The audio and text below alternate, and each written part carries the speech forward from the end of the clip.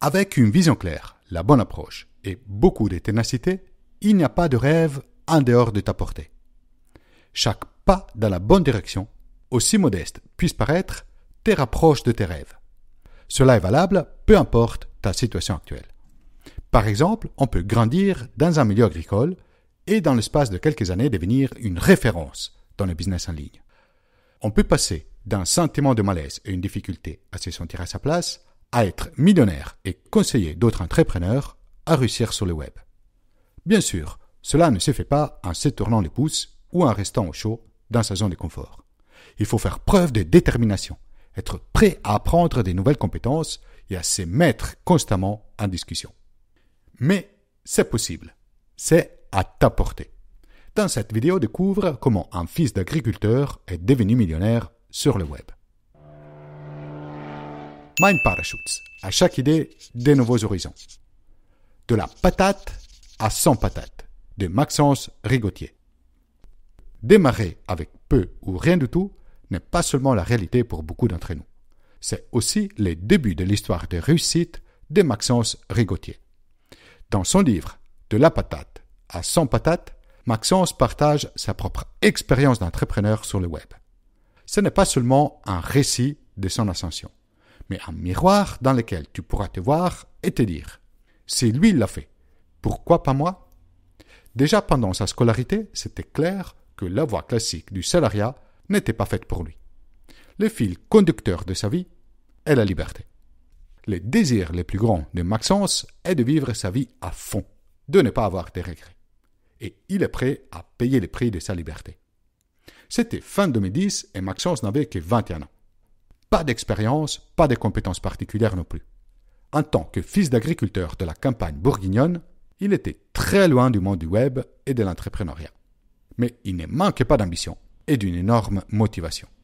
Voilà ces 4 zéros, ces faiblesses de départ, que 99% des gens utilisent comme excuse pour même pas essayer. Zéro capital. Comment faire pour démarrer une entreprise quand on n'a pas d'économie ou d'aide familiale? Zéro connaissance. Par quoi commencer? Qu'est-ce que l'on peut proposer aux autres quand on a l'impression de ne rien connaître, de rien avoir à offrir? Zéro compétence. Comment réussir sur Internet alors que l'on n'a pas de compétences techniques? Zéro réseau. Comment trouver de l'aide et traverser les moments difficiles alors que notre entourage proche ne comprend même pas ce que nous essayons de faire? Pourtant, Maxence a choisi de ne pas voir ces 4 zéros comme des limites.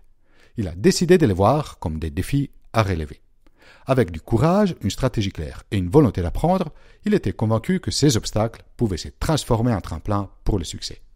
Il a commencé petit, avec ce qu'il avait. Un vieil ordinateur et une connexion Internet, mais surtout son ambition et sa détermination. Il a choisi un domaine qu'il connaissait bien, le foot. Il a créé son premier site web et il s'est mis au boulot. Et les résultats ne se sont pas fait attendre. En fait, si. Pendant les 11 premiers mois de son activité, de février à décembre 2011, il a gagné très exactement 0 €. De quoi bien fêter, n'est-ce pas? L'année suivante, en 2012, son chiffre d'affaires a carrément explosé. 8 000 €. Sur l'année, pas chaque mois. Peu importe si pour un œil extérieur, bosser à fond pendant un an pour gagner moins de 700 € par mois n'en valait pas la peine. Maxence était conscient qu'il avait réussi à enclencher le processus. Désormais, il avait un produit qui intéressait les gens et il arrivait à vendre. Si on fait un bond en avant, 10 ans après ses premiers pas, Maxence est à la tête d'une entreprise florissante. Il accompagne plusieurs centaines de clients grâce à ses formations et ses coachings. Il organise des séminaires auxquels participent plusieurs centaines de personnes. D'ailleurs, les prochains ont lieu à Paris les 1er, 2 et 3 décembre. Tu as toutes les informations en description de la vidéo si tu souhaites participer. Et il a atteint un revenu net de 30 000 € par mois. Pas mal pour quelqu'un qui a grandi à la campagne avec des opportunités professionnelles très limitées et qui partait de zéro. Les difficultés de ses débuts sont la conséquence directe d'une règle qui existe partout en nature. Maîtriser une compétence jusqu'à exceller dans celle-ci demande du temps. Des études scientifiques ont estimé à 10 000 heures le temps de pratique délibérée nécessaire pour devenir expert dans un domaine.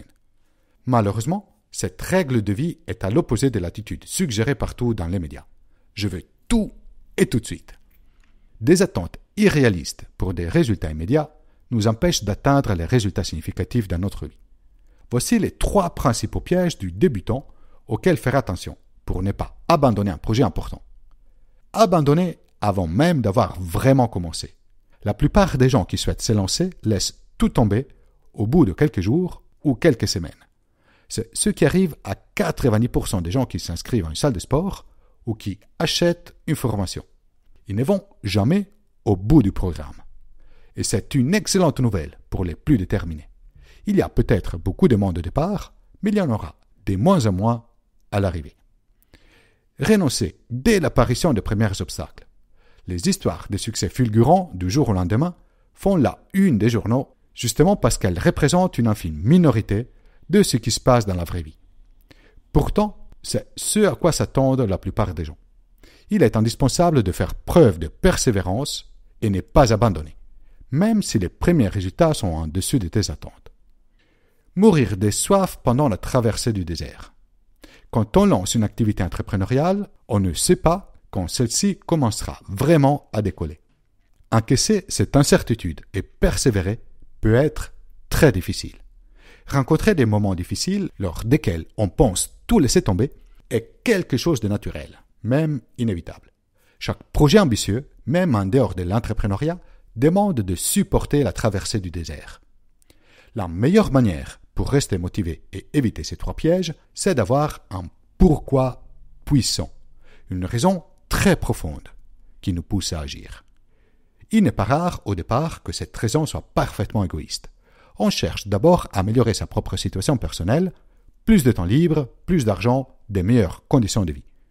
Mais à fur et à mesure que le projet avance, et dès que les résultats commencent à arriver, cette motivation se transforme peu à peu dans un pourquoi altruiste, dans un projet dans lequel la contribution que l'on apporte aux autres et au monde nous motive tout autant que les raisons personnelles derrière notre projet. Mais connaître notre pourquoi puissant ne nous évitera pas de rencontrer des échecs tout au long de notre projet. C'est intrinsèque à la nature même d'un projet d'entreprise. Tu as décidé, tu as osé entreprendre des choses. Tu sors régulièrement de ta zone de confort. Donc, forcément, il y aura des moments où tu vas te tromper, où tu prendras une mauvaise décision. Pour t'aider, voici 3 règles pour développer un rapport plus sain avec l'échec. Règle numéro 1. L'échec fait partie de l'aventure. Ne sois pas surpris ni déçu quand cela arrive. Qu'il s'agisse d'un petit échec ou même d'un grand. C'est juste inévitable. Règle numéro 2. L'échec est une source d'information. Bien sûr, les sentiments d'échec est désagréable. Et tout le monde préférerait l'éviter. Pourtant, c'est grâce à nos erreurs que nous allons apprendre et nous améliorer. Il est utile de se détacher émotionnellement de sa frustration et de se poser la question « Qu'est-ce que je peux apprendre de cette situation ?» Règle numéro 3. L'échec doit être rapide. C'est très bien de prendre le temps pour bien réfléchir et analyser la situation pour décider du cours d'action le plus prometteur.